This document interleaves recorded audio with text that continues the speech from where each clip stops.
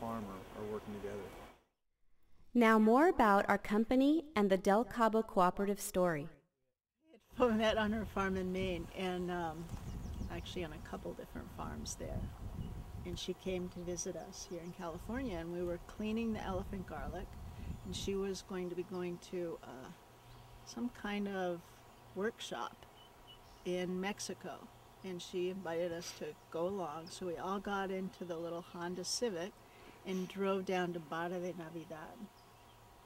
And from there, we ended up in the Baja. We took a ferry over to the Baja Peninsula, went for a swim in the ocean at sunset, and then there was all the beautiful desert in the sunset over the ocean, and we passed a little town called Pescadero.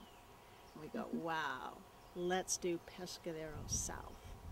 And as we drove the remaining 1,000 miles back up the peninsula, we scheming of, well, how could we do this? How could we do something? We visited assorted small farms, and none of them had real markets for what they were growing.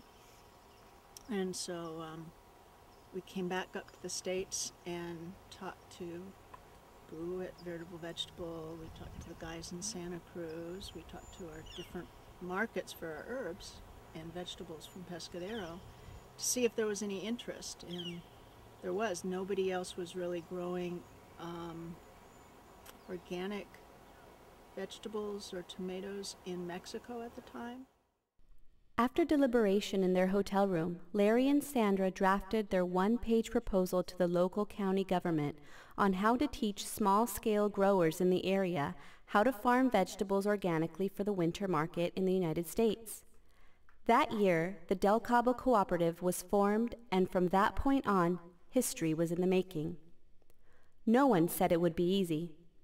Larry and Sandra traveled to farms on sandy back roads in an old flatbed truck delivering variety-specific fruit and vegetable seeds and supplies. They spent many long days and nights with a cooperative group developing their entrepreneur farming skills, subsidizing 50% of their agriculture supplies, and implemented a marketing arm to export in the United States.